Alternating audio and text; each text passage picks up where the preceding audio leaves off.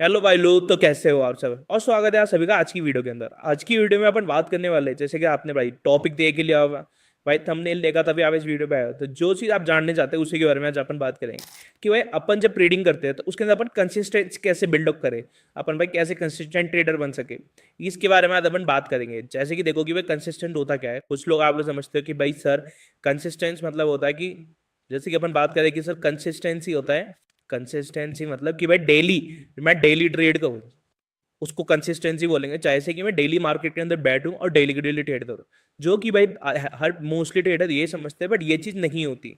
इसका मतलब ये नहीं होता कंसिस्टेंसी। कंसिस्टेंसी मतलब होता है कि आप भाई एक तो डेली ट्रेड ले रहे हो जो है, बट मार्केट देख के। अगर आपका मार्केट ही बताओ कि मार्केट है आपकी ट्रेड्स के अकॉर्डिंग नहीं है, तो फिर आप कैसे ट्रेड लोगे? आप नहीं ले सकते ट्रेड। साथ ही साथ कि भाई आप ट्रेड ले रहे हो तो क्वालिटी ट्रेड लो, है ना। क्वालिटी ट्रेड के साथ साथ हो गया कि भाई जो चीज अपन क्वालिटी ट्रेड लो बढ़िया, आप प्रॉपर तरीके से रिस्क मैनेजमेंट लेके प्रॉफिट करो और भी सब।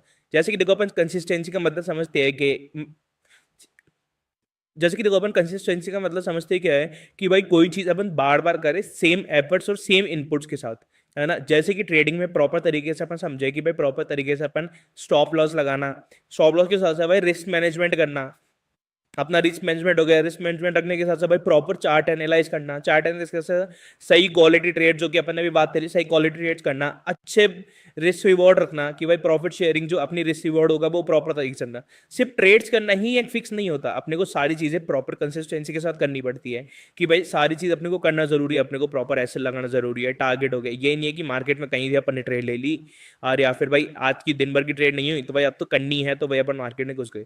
ऐसा कुछ भी नहीं होता। आपको प्रॉपर तरीके से अच्छी तरीके से करनी होती है। जब भी आप ट्रेड लो तो आपके पास स्ट्रॉन्ग कन्फर्मेशन होनी चाहिए, साथ ही साथ आपके पास एसएल प्रॉपर होना चाहिए, रिस्क मैनेजमेंट आपका बिल्कुल सही तरीके से, जो कि रिस्क मैनेजमेंट तो सबसे इंपॉर्टेंट चीज है। रिस्क मैनेजमेंट तो सही तरीके से रहनी चाहिए। और आपका एनालाइज तो भाई जब तक आप चार्ट एनालाइज नहीं करोगे तब तक तो आप भाई ट्रेड कर ही नहीं सकते। तो ये इंपॉर्टेंट चीज होती है ना। तो जैसे कि अपन कंसिस्टेंसी को भाई ट्रेडर के पॉइंट ऑफ व्यू से समझे, तो ट्रेडर के अकॉर्डिंग उसकी डेफिनेशन ये होती है कि भाई कोई ऐसा ट्रेडर हो जो कि भाई थॉट प्रोसेस उसका बिल्कुल परफेक्ट हो, थॉट प्रोसेस में भाई कंसिस्टेंट रखे, अपनी ट्रेडिंग एग्जीक्यूट करे, है ना। उसके साथ साथ अपन भाई ट्रेडिंग, उसके प्लान्स हो गए, ट्रेडिंग सिस्टम हो गए, उन सबको प्रॉपर तरीके से कंसिस्टेंसी लेके चले। उसको अपन मेन कंसिस्टेंसी का भाई पॉइंट बोल सकते हैं। अगर आप मानो कि भाई मैंने है ना भाई ट्रेडिंग तो कर रहा हूँ मैं, अब भाई आपको अपने को फुल टाइम ट्रेडर बनना है तो भाई कंसिस्टेंस जरूरी है। क्योंकि भाई आप है ना प्रॉपर तरीके से ट्रेडिंग नहीं करोगे। आपने मैंने भाई भाई एनालाइज करना सीख लिया, मैंने चार्ट ट्रेडिंग करना सीख लिया, मैंने टेक्निकल सीख लिया, फंडामेंटल सीख लिया, पर प्रॉपर तरीके से प्रॉपर मैनेजमेंट के साथ में जब तक काम नहीं करूंगा ना, तब तक अपनी भाई ट्रेडिंग प्रॉपर तरीके से होगी ही नहीं। आप कहीं ना कहीं पीछे रह ही रहोगे। तो ये चीजें बहुत ज्यादा इंपॉर्टेंट होती है। अब जैसे कि मान लो कि ये जरूरी नहीं है कि सिर्फ आप भाई प्रॉफिट में, भाई मैं ट्रेड कर रहा हूँ, मैं ट्रेड के अंदर प्रॉफिट कर रहा हूँ तो भाई मैं बढ़िया ट्रेडर हो गया। ना भाई, ये गलत है। प्रॉफिट के साथ साथ भाई आज आप एक ट्रेड में प्रॉफिट कर लोगे, दूसरी ट्रेड में प्रॉफिट कर लोगे, बट जब आप रेगुलर करोगे, जब आप प्रॉपर एक मैनेजमेंट के साथ नहीं करोगे, जैसे कि अपन भाई आज मान लो कि अपन, जैसे कि अपन एग्जाम्पल ये समझे कि अपन भाई को स्ट्रेटेजी, अपन ट्रेडिंग करते हैं, है ना। ट्रेडिंग कर रहे हैं अपन, है ना। ये ट्रेडिंग कर रहे हैं अपन, तो ट्रेडिंग अपन ये तो नहीं है ना कि कहीं भी अपने को कैंडल दिखा दो कहीं भी बाय कर लिया, और या फिर कहीं भी नीचे आधा दिखा दो कहीं भी सेल कर लिया। नहीं भाई, उसके साथ साथ अपन क्या करते हैं कि भाई अपने को चाहिए होती है स्ट्रेटेजी। एक प्रॉपर स्ट्रेटेजी से काम करते हैं ना। अब अपन एक बार बताओ, स्ट्रेटेजी के साथ काम ही नहीं करोगे तो फिर आप कैसे तरीके से मार्केट में कर पाओगे? ऐसे ये भी नहीं होता ना कि कहीं भी बाय कहीं भी सेल कर लिया, इस तरीके से तो भाई उसको तो गैम्बलिंग कहेंगे अपन। बट अपन गैम्बलिंग नहीं करते, अपन सब तो भाई प्रॉपर तरीके से ट्रेडिंग करते हैं। तो वो बहुत ज्यादा जरूरी है। तो उसके अंदर होता क्या कि जैसे कि आप स्ट्रेटेजी के साथ कर रहे हो, स्ट्रेटेजी से आपको पता है कि भाई मेरे को कोई पॉइंट आएगा कि भाई कैंडल मेरे को ब्रेकआउट की दिख रही है। जैसे कि मान लो ब्रेकआउट रीटेस्ट हो गया, तो भाई कोई सपोर्ट बना लिया मैंने ऊपर, ये चार्ट चल रहा है, इसको ऊपर सपोर्ट बना लिया, सजेशन बना लिया। अब मुझे पता है कि मार्केट घूम के जब यहाँ से ब्रेकआउट करेगा तब भी मैं एंट्री नहीं ले रहा।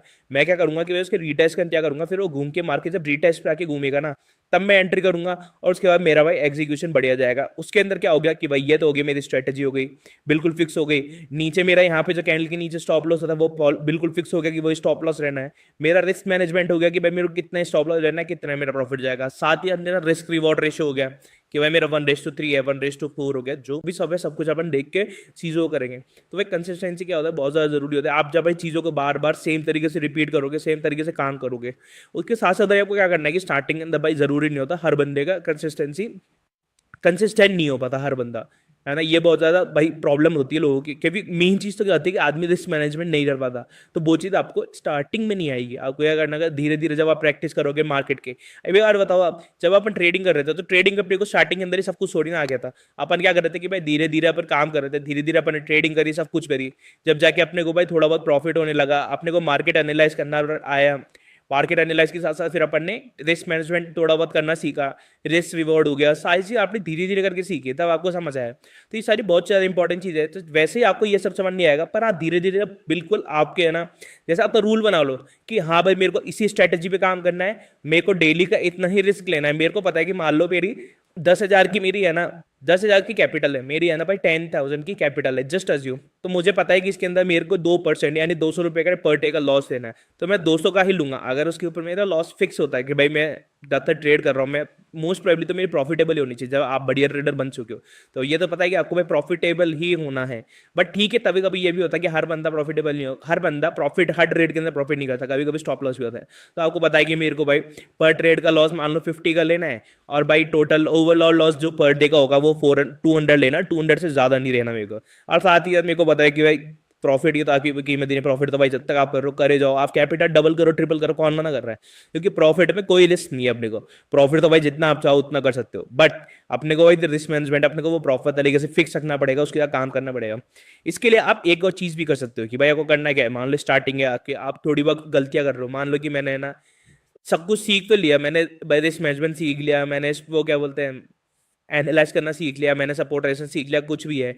बट क्या हो रहा है, जब मैं चार्ट एनालाइज कर रहा हूँ ना, चार्ट एनालाइज करते टाइम में कुछ चीजें भूल जा रहा हूँ। तो आपको क्या करना पड़ेगा कि भाई आप एक प्रॉपर है ना आपकी ट्रेडिंग जर्नल बनाओ।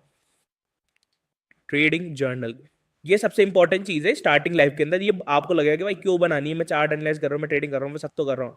पर नहीं, ये सबसे इंपॉर्टेंट चीज है। इसमें क्या होगा, ये मैं भी बनाता था स्टार्टिंग में। जो भी आप ट्रेड कर रहे हो, आपने क्या कंफर्मेशन के साथ कर रहे हो, क्या आपका स्ट्रॉन्ग सपोर्ट या फिर रेजिस्टेंस दिख रहा है, आपकी क्या कंफर्मेशन स्ट्रांगली कंफर्मेशन दिख रही है जिससे आप ट्रेड करो, वो करो।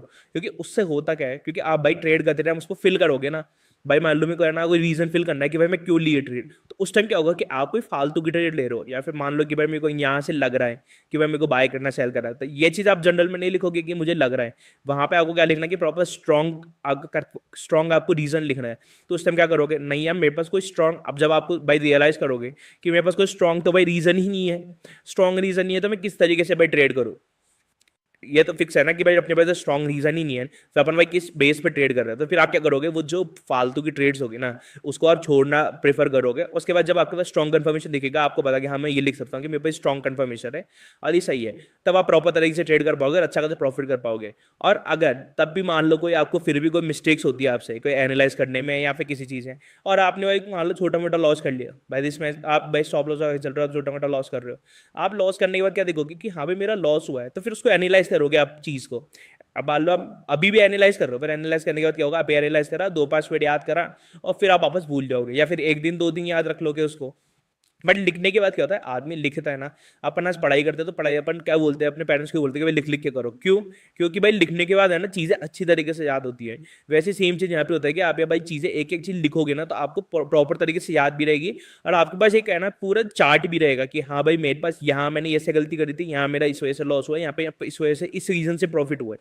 तो उसको आप एनालाइज भी कर पाओगे, और साथ ही या फिर आप प्रॉपर तरीके से काम करोगे तो आपको चीज़ें याद नहीं लग जाएगी, आप अपनी मिस्टेक सुधारने लग जाओगे, जो भी अभी गलतियां होगी उसको सुधारने लग जाओगे, और उसके अकॉर्डिंग आप फिर आगे जब करोगे ना और अच्छी ट्रीट करोगे और आपकी मिस्टेक्स कम हो जाएगी। ये बहुत ज़्यादा इंपॉर्टेंट चीज़ है, ये सब आपको करना चाहिए। भाई ये सब जब आप करने लगोगे तो आपसे है ना भाई स्टार्टिंग में पहले दिन से तो आप रेगुलर नहीं होने लग जाओगे, बट आप धीरे धीरे जब काम करोगे ना तो उसके बाद क्या होगा, आप रेगुलर होने लग जाओगे चार्ट के अंदर, आपको कंसिस्टेंसी बिल्डअप होने लग जाएगी कि भाई किस तरीके से मेरे को काम करना है, कहाँ पे एनालाइज करना है, कहाँ से बाइंग करनी है, कहाँ से सेलिंग। स्ट्रॉन्ग भाई अपने पास रीजन होना चाहिए, टारगेट का होना चाहिए। स्टॉप लॉस मैं कहीं पे लगा रहा हूँ तो मन से नहीं लगा रहा, स्टॉप लॉस का रीजन होना चाहिए, टारगेट हो गया, हर चीज़ का रीजन, उस तरीके से आप काम कर पाओगे। तो ये बहुत इंपॉर्टेंट चीज़ है, ये आपको हमेशा ध्यान रखनी ट्रेडिंग के अंदर। और ये सब जो काम करके आप भाई आगे देखोगे कि भाई ये सब मैं यूज़ कर रहा हूँ, उसके बाद मेरा भाई मार्केट प्रॉपर तरीके से समझ आने लग गया, मैं सही से तरीके से एनालाइज करने लग गया, प्रॉफिटेबल होने लग गया, तो उसके बाद आपको समझ आएगा कि भाई ये चीज़ें कितनी इंपॉर्टेंट है। तो चलो आज की वीडियो के लिए इतना ही। अगर आपको ये चीज़ मैं जो आपको समझाया वो सब आपको बढ़िया लगा, तो भाई फटाफट से इस वीडियो को लाइक कर देना और चैनल सब्सक्राइब कर देना। और भी आपको कोई लर्निंग वीडियोज या फिर किसी बारे में समझना हो तो आप मेरे को कमेंट कर सकते हो, कोई भी भाई सर मेरे को ये टॉपिक नया समझना, ये टॉपिक समझ नहीं आया कुछ भी, तो मैं उस टॉपिक पे वीडियो बना दूंगा। तो जो भी आपको समझना है आप मेरे को फटाफट से कमेंट करना, और वीडियो पसंद आए तो लाइक करना, और मिलते हैं अपन नई वीडियो के अंदर, आप जो भी टॉपिक बोलोगे उसके ऊपर। चलिए बाय बाय।